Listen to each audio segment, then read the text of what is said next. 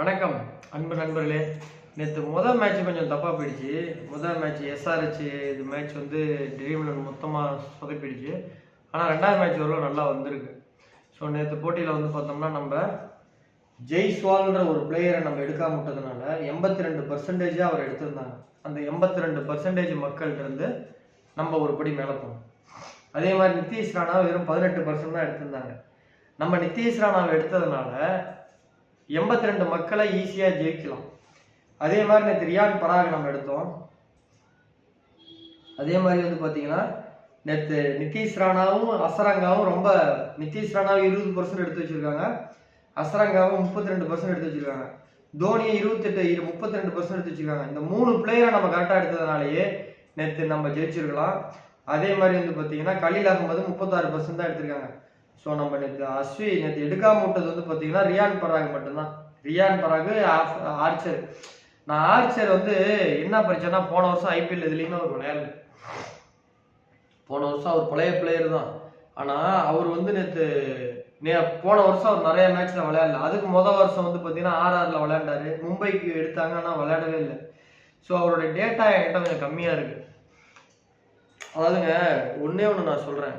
இப்போ 2025 மீதி இருக்கக்கூடிய இப்போ வந்து ஒரு வருஷத்துல முக்கியமான சீரீஸ்னு பார்த்தோம்னு வச்சுக்கோங்களேன், T20 மேட்ச்.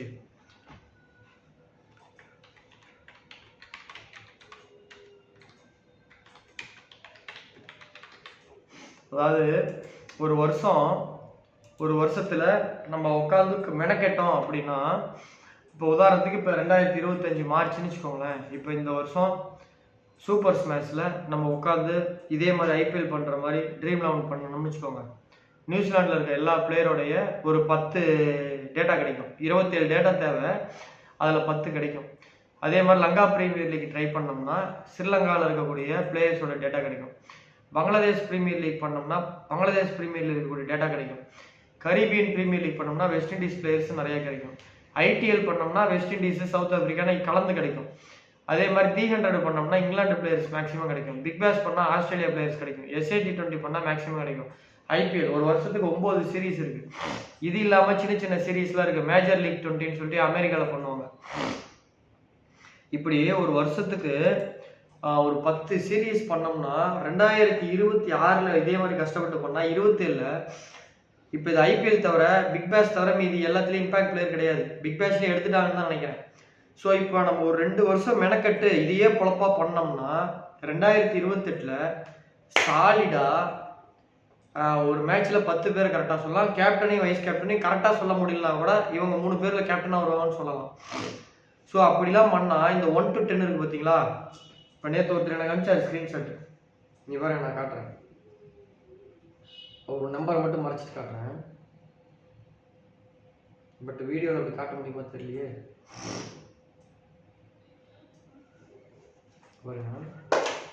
நேற்று அவர் எனக்கு அனுப்பின மெசேஜ்.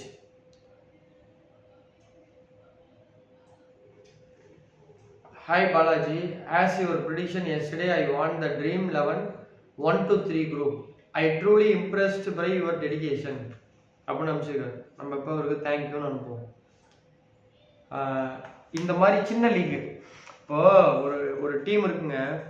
இங்கே பாருங்க, Dream 11 போறீங்க, Dream 11 ஓப்பன் பண்ணுறீங்க, இல்லை மை 11 சர்க்கிள் என்னமோ ஒன்று வாட் எவர் இட் இஸ், அதில் நேராக போய் ஃபில்டர் ஓப்பன் பண்ணுறீங்க.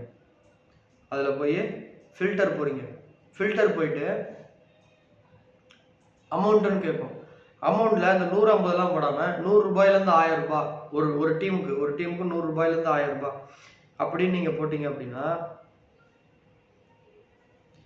நீங்கள் ஒரு டீமுக்கு 100 ரூபாயிலேருந்து 1000 ரூபாய் அப்படி போடுறீங்க.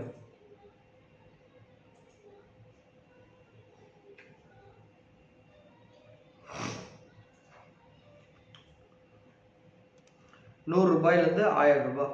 இன்னைக்கு வந்து கேகேஆருக்கு எம்ஐக்கும் இதில் ஃபில்டர் போறீங்க. இங்கே பாருங்க, இந்த ஃபில்டரில் என்ட்ரி ₹100 1000 ரூபாய், ஸ்பாட்டு 3 10 அப்ளை கொடுக்குறீங்க. இங்கே பாருங்க, 999 ரூபா 6 பேர் விளையாடுறது, வின் பண்ணால் 5000 ரூபா ப்ரைஸ். 899 ரூபா 4 பேர் ஸ்பாட்டு, வின் பண்ணால் 3000 ரூபா ப்ரைஸு. 777 ரூபா 3 பேர் வின் பண்ணால் 2000 ரூபா ப்ரைஸு. 575 ரூபா மொத்தம் 4 பேர் வின் பண்ணுறவங்களுக்கு 1800 ரூபா ப்ரைஸு. 2099 ரூபா வின் பண்ணுறவங்களுக்கு 1000 ரூபா ப்ரைஸு. 3877 ரூபா வின் பண்ணுறவங்களுக்கு 3 பேர்த்துல 1000 ரூபா ப்ரைஸு. 179 ரூபா 2 பேர் வின் பண்ணுறவங்களுக்கு 600 ரூபா ப்ரைஸு 3 பேர். இது மாதிரி நிறைய இருக்குது. இதில் நீங்கள் போட்டுக்கிட்டே வந்தீங்கன்னா இப்போ ஒரு 2000 ரூபாய் வச்சுக்கிட்டு 299 ரூபா மெத்தடில் ஒரு 7 டீம் போட்டிங்கன்னா 7ல் 6 ஜெயிக்கலாம். ஒரு 7ல் 6 ஜெயிச்சா கூட ஒரு 12,000 ரூபா 13,000 ரூபா கிடைக்கும். நம்ம இன்வெஸ்ட்மெண்ட் ஒரு 2000 ரூபா 10,000 ரூபா லாபம் பண்ணிக்கலாம். ஆனால் அதெல்லாம் பண்ணாமல் இந்த 49 ரூபாய்க்கு 1 கோடி ரூபா, 19 ரூபாய்க்கு 5 லட்சம் ரூபா இது மாதிரிலாம் போனீங்கன்னா எப்படிங்க ஜெயிக்க முடியும்? அதில் லட்சக்கணக்கான பேர் போட்டு வச்சுக்கிறான். அவன் என்னென்ன ப்ராபர்ட்டியில் போடுறானுங்க. ஸோ அதெல்லாம் போட்டி கடுமை. இப்போ ஒரு 5 பேர் ஓட்டப்பந்தயத்தில் ஈஸியாக ஜெயிக்கலாம். 100 பேர் ஓட்டப்பந்தயத்தில் கூட ஒரு 2வது 3வது இடத்துக்கு வரலாம். நீங்கள் 1,00,000 பேர் இதில் கலந்துக்கிட்டாலும் ஜெயிக்க முடியாது.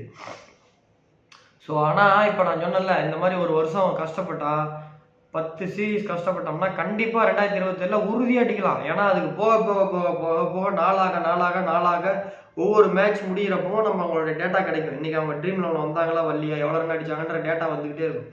இப்போ ஒருத்தருக்கு குரு புத்தி நடக்குது, அதில் சனி அந்தரம் நடக்குது, அப்போ சனி. ராகு சூட்சம் நடக்குது, ராகு. அதில் பிராணம் வந்து சனி நடக்குதுன்னா ராகு சனி குரு அப்படின்னா அதில் அவன் 50 அடிச்சானா திரும்ப இந்த காம்பினேஷனில் ராகு குரு சனியில் குரு சனி ராகு, சனி ராகு குரு, குரு சனி ராகு அல்லது சனி குரு ராகு, இப்படி இதுலயே கலந்து எது வந்தாலும் நிறைய ரன் அடிப்பாங்க. அப்ப ஒரு டேட்டா நமக்கு கிடைச்சதுன்னா அந்த சீரீஸ்ல வர நம்மளால உறுதி அடிக்க முடியும். ஸோ நம்ம ஒரு வருஷம் கஷ்டப்பட்டா போதும். அடுத்த வருஷம் ஐபிஎல்ல இம்பாக்ட் பிளேயர் இருந்தாலுமே நம்ம ஒரு 9 பேர் 8 பேரை கரெக்டாக சொல்ல முடியும் கேப்டன் வைஸ் கேப்டனோட. அந்த impact player captain vice captain வராத வரைக்கும் பிரச்சனை கிடையாது. ஆனா இதை நான் பண்ணேன்னா ஜோசியுமே 325 நாள் பார்க்க முடியாது. அதுதான் இதில் ஒரு பெரிய சிக்கல். இதை பண்ணினா 325 நாள் ஜோசியம் பார்க்க முடியாது. இதுக்காக தான் மெனக்கணும். இப்போ ஐபிஎல்ல நான் ஜோசியமே பார்க்கறது கிடையாது. அந்த மாதிரி 325 நாள் இதுக்கே கஷ்டப்பட்டோம்னா பண்ணலாம். பட் அது பண்ணி இன்னும் 2-3 வருஷம் கழிச்சு தான் ட்ரீம் லெவன் பேன் பண்ணிட்டாங்கன்னா என்னுடைய லைஃபே போயிடும். 3 வருஷம் உழைப்பு போயிடும். ஸோ அது வேற ஒரு பயம் இருக்குது. ஸோ பார்ப்போம். ஆனால் இன்னும் ஃபியூச்சரில் நம்ம இன்னும் கொஞ்சம் அக்யூரேட்டாக சொல்ல முடியுன்ற நம்பிக்கை வருது. போன வருஷம்லாம் ஒரு நம்பிக்கையே விட்டு போச்சு. என்னடா நம்ம இவ்வளோ கஷ்டப்படுறோம் தோத்து போகுதுன்னு. இன்னைக்கு ஒரு நம்பிக்கை வந்துருக்குது, பார்ப்போம். Right, okay. ஸோ இன்னைக்கு மேட்ச்சில் வந்து யாரெல்லாம் விளையாடுறதுக்கான வாய்ப்பு இருக்குன்னு கிரிக்பஸ் நிறுவனத்தில் சொல்லியிருக்காங்க அப்படின்னா அனைத்து நம்ம வீடியோ பார்க்குற அனைத்து இஸ்லாமிய சகோதர சகோதரிகளுக்கும் இனிய ரம்ஜான் திருநாள் வாழ்த்துக்கள். இந்த ஈகை திருநாளில் உங்களுடைய 30 நாள் நோம்பின் பயனாக உங்களுக்கு நீங்கள் எதற்காக நோன்பு இருந்தீர்களோ உங்களுடைய கோரிக்கை ஏக இறைவன் அல்லாஹ்வால் ஏற்றுக்கொள்ளப்படும் என்பதை வாழ்த்தி தெரிவிக்கிறேன். அடுத்த ஆண்டு நீங்கள் சாதாரண ஃபோனில் பார்க்குறவங்களாம் கூட கொஞ்சம் பிராண்டு ஃபோனில் பார்ப்பீங்க. 2 வீலர் வச்சுருக்கவங்களாம் கார் வாங்குவீங்க, கார் வச்சுருக்கவங்களாம் ப்ரீமியம் கார் வாங்குவீங்க. ஒரு கடனில் இருக்கவங்களாம் கடன் அடையணும்னு எல்லாம் அல்ல இறைவனை வேண்டுகிறேன். இனிய ரம்லான் திருநாள் வாழ்த்துக்கள். பாவம்னா இந்த வருஷம் மாட்டிட்டாங்க வெயிலில். சரியான வெயிலெலாம் நோன்பு இருக்கிறதெல்லாம் சாதாரண விஷயம் கிடையாது. ஒரு சின்ன ஆர்டிக்கல் படித்தேன். அது ஜோசி இந்த வீடியோக்கு சம்மந்தம் இல்லை, இருந்தாலும் சொல்கிறேன். ஒரு வீடியோ ஆர்டிக்கல் ஒன்று படித்தேன். அதாவது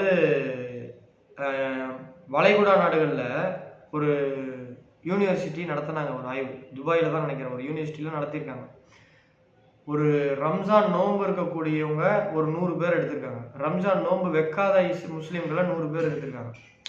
அதில் அவங்களுடைய ஒரு சர்வேனா வருஷம் அவங்கள வந்து ஃபாலோ பண்ணுறது. நீங்கள் நோன்பு வைக்கிறீங்களா நோன்பு வைக்கிறீங்களான்ற ஒரு 8 வருஷம் ஆய்வு பண்ணியிருக்காங்க. 8 வருஷங்கிறது 20 வருஷம், அதாவது 8 to 20 வருஷம் பண்ணியிருக்காங்க. அந்த 8 to 20 வருஷம் பண்ணதில் நோன்பு வைக்கிற முஸ்லீம்களுக்கு இருதயம் சம்பந்தமான பிரச்சனைகள், ஸ்ட்ரோக் சம்பந்தமான பிரச்சனைகள் வரதில்லையாமா. 2% தான் வருதாமா. 100 பேருக்கு 2 பேருக்கு தான் நோன்பு வைக்கிறவங்களுக்கு இந்த மாதிரி பிரச்சனை வந்திருக்கு. நோன்பு வைக்காத இஸ்லாமியர்களுக்கு 21% வந்திருக்காங்க. ஸோ நோன்பு வைக்கிறதுனால அந்த இருதய குழாயில் இருக்கக்கூடிய கொழுப்புகள்லாம் நோன்பு இருக்கும்போது பசி தாங்காமல் அந்த கொழுப்புகள்லாம் உடம்பே எடுத்து அதை கரைச்சி தின்றுதான். நோன்பு வைக்கிறவங்களுக்கு அந்த த்ரெட் இருக்குது அப்படின்ற மாதிரி அந்த ஆய்வில் கொடுத்துருக்காங்க. ஸோ நீங்கள் இவ்வளோ கஷ்டப்பட்டதுக்கு மருத்துவ ரீதியாக ஒரு பெனிஃபிட் இருக்குன்ற கருத்தை சொல்கிறேன். மும்பை இந்தியன்ஸ் சார்பாக R Rickelton, Rohit Sharma, Suryakumar Yadav, Tilak Varma, Naman Dhir, Hardik Pandya, Mitchell Santner, Trent Boult, Satyanarayana Raju, Deepak Chahar, Mujeebur Rahman. இதில் நம்மகிட்ட நிறைய டேட்டா இருக்கிறது. ரோஹித் சர்மா, சூரியகுமார் யாதவ், திலக் வர்மா, ஹர்திக் பாண்டியா, ட்ரெண்ட் போல்ட்டு, தீபக் சஹார், முஜிபுர் ரஹ்மான் இவ்வளோ தான் இருக்குது. ரிக்கல்டன் ரெக்கார்ட் எண்ட் இல்லை. நமன்தீர் ரொம்ப கம்மியாக இருக்குது. மிச்சல் சாண்டர் நீங்கள் விளையாண்டுருக்காருன்னு சொன்னால் விளையாண்டுருக்காரு. சிஎஸ்கேல கடந்த 3 வருஷமா பெஞ்சில் தான் வச்சாங்க. மொத்தம் 4 மேட்ச் தான் விளாண்டாங்க. அந்த 4 மேட்சோட ரெக்கார்டு என்கிட்ட இல்லையே. அவர் கண்ட்ரிக்காக நிறைய மேட்ச் விளாண்டாரு. ஆனால் அன்னைக்கெல்லாம் நான் ரெக்கார்ட் பண்ணலையே, ஆவணப்படுத்தலையே. ஸோ இவ்வளோதான் விஷயம். கொல்கத்தாவில் குவிண்டன் டிகாக் இருக்குது, ரிங்கு சிங் இருக்குது, அஜிங்கியா ரஹானே இருக்குது. ஏன்னா போன வருஷம் சிஎஸ்கேல நிறையா விளாண்டாரு. வெங்கடேஷ் ஐயர் இருக்குது, ரமன்தீப் சிங் இருக்குது, ஆண்ட்ரூ ரசல் இருக்குது, சுனில் நரேன் இருக்குது, வைபவ் அரோரா இருக்குது, வருண் சக்கரவர்த்தி இருக்குது, அசத் ராணா இருக்குது, ஸ்டெஃபன் ஜான்சன். ஸோ கேகேஆருக்கு நிறையா இருக்குது. ஸோ இப்போ இன்னைக்கு மேட்ச்சில் ஒரு 8 பேர் 7 பேர் கரெக்டாக சொல்ல முடியும்னு நம்புகிறேன். ஸோ இன்னைக்கு வந்து பார்த்தீங்கன்னா மேச ராசி பரணி நட்சத்திரம் 1ஆம் பாதத்தில் இருக்குது. நிறைய பேர் வந்து சனி பெயர்ச்சி மாறல 2025ன்ற மாதிரிலாம் பேசிட்டு இருந்தாங்க. நான் பிஹைண்ட் நியூஸில் பேசும்போது சொன்னேன், சார் இந்த மாதிரி பேசலாம், சனி பெயர்ச்சி வர்றதுக்கு ஒரு 10 நாள் அல்லது வந்து 10 நாளில் ஒரு உழுக்கும். நான் வந்துட்டேன், வீட்டுக்குள்ள ஒரு பாம்பு வந்துச்சுன்னா முதல்ல அந்த வீட்டில் இருக்கவங்களாம் பயம் வரும். ஐயோ வீட்டில் பாம்புன்னு அக்கம் பக்கத்தெல்லாம் சொல்லி ஒரு பயத்தை கிளப்பும். அந்த மாதிரி நான் வந்துட்டேன் அப்படின்றதுக்கு ஒரு அடையாளத்தை காட்டுவார்னு நான் சொன்னேன். நான் வந்து இப்போ ஒரு தப்பான சொல்லாத விஷயத்த கிளைம் பண்ணிக்கல, அடுத்தவங்களுக்கு நான் பேருக்கல.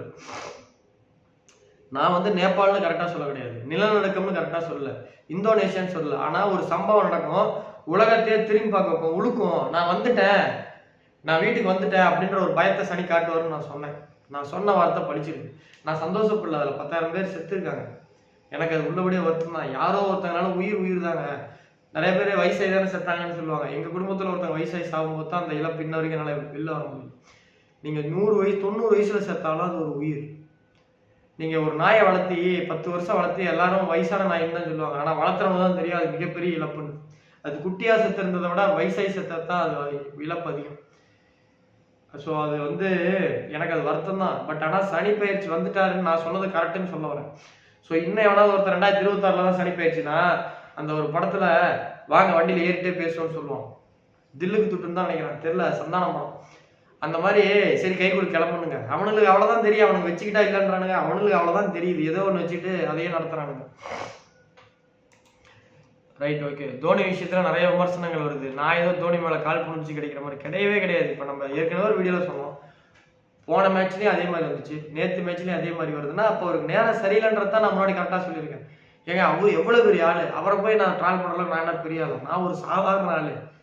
நான் வந்து இது என்ன போயிருக்கு. Right, okay. இன்னைக்கு பரணி நட்சத்திரம் 1ஆம் பாதம், விஸ்கம்பம் யோகம் தைத்துளம் கரணம். ஸோ இன்னைக்கு மேட்ச்சில் வந்து யாரெல்லாம் நல்லா விடுவாங்கன்னா, மும்பை இந்தியன்ஸ் செகண்ட் பேட்டிங் பிடிச்சாங்கன்னா விக்கெட் கீப்பராக குவிண்டன் டிகாக்கும் ரியான் ரிக்கல்டன் எடுத்துவாங்க. பேட்டிங்கில் ரிங்கு சிங், அஜிங்கியா ரஹானே, ரோஹித் சர்மா, சூரியகுமார் யாதவ், திலக் வர்மா. ஆல்ரவுண்டரில் ஹர்திக் பாண்டியா, மிச்சல் சாண்டனர். பவுலிங்கில் வருண் சக்கரவர்த்தி, தீபக் சஹார். ஒருவேளை கேகேஆர் செகண்ட் பேட்டிங் பிடிச்சாங்க அப்படின்னா விக்கெட் கீப்பராக குவிண்டன் டிகாக் மட்டும் போடுங்க. பேட்டிங்கில் வந்து ரிங்கு சிங், அஜிங்கியா ரஹானே, ரோஹித் சர்மா, சூரியகுமார் யாதவ், திலக் வர்மா. ஆல்ரவுண்டரில் சுனில் நரேன், ஹர்திக் பாண்டியா, மிச்சல் சாண்டனர். பவுலிங்கில் வருண் சக்கரவர்த்தி, தீபக் சஹார். ஸோ இதெல்லாம் வந்து உத்தேசமான கணிப்பு. திடீர்னு யாரையாவது உட்கார வைப்பாங்க, திரும்ப ஏதாவது வேற ஆள் மாற்றுவாங்க. அப்படி மாற்றினாங்கன்னா டிஸ்கிரிப்ஷனில் இருக்கக்கூடிய டெலிகிராம் லிங்க்ல மெசேஜ் பண்ணுங்க. நான் கண்டிப்பாக டிஸ்கிரிப்ஷனில் இருக்க டெலிகிராமில் ஒரு குரூப்போட லிங்க் அது ஜாயின் பண்ணிக்கோங்க. நான் டாஸ் போட்டதுக்கப்புறம் வழக்கம் போல் 7:10 7:20 நான் கொடுப்பேன். அதுக்கு எந்த கட்டணமும் கிடையாது. ட்ரீம் 11 ஆப்பில் விளையாடுறவங்க, மை 11 சர்க்கிள் ஆப்பில் விளையாடுறவங்க, அந்த 11 பேர் வச்சு விளையாடுறவங்க இந்த வாட்ஸ்அப் நம்பருக்கு மெசேஜ் எதுவும் பண்ணிடாதீங்க. டெலிகிராம்லேயே பாருங்கள். இன்னைக்கு கேகேஆர் ஜெயிக்குமா இல்லை மும்பை இந்தியன்ஸ் ஜெயிக்குமா, அதை வச்சு பந்தயம் ஜெயிக்கிறவங்க மட்டும் இதுக்கு மெசேஜ் அனுப்புங்க. நன்றி, வணக்கம். மீண்டும் நாளை சந்திப்போம். அப்புறம் நான் வந்து ஒரு சின்ன வேலையாக நாளைக்கு மட்டும்தான் வீடியோ வரும். அதுக்கப்புறம் ஒரு 3 நாள் வெளியூர் போகிறேன். ஒரு வேலையாக பெங்களூர் வரைக்கும் ஜோசியம் பார்க்க போகிறேன். அதனால் அடுத்த ஒரு 4 நாளைக்கு வீடியோ வராது. ஆனால் நான் போகிறப்பவே நான் இந்த நோட்லாம் எடுத்துகிட்டு தான் போகிறேன். போய் நான் அங்கேருந்து உட்காந்து ஒரு 6:30 மணிக்கு டெய்லி 1 மணி நேரம் செலவு பண்ணி நான் டெலிகிராமில் போகிறேன். பட் வந்து இது வராது. ஸோ புரியும்னு நினைக்கிறேன். நன்றி, வணக்கம்.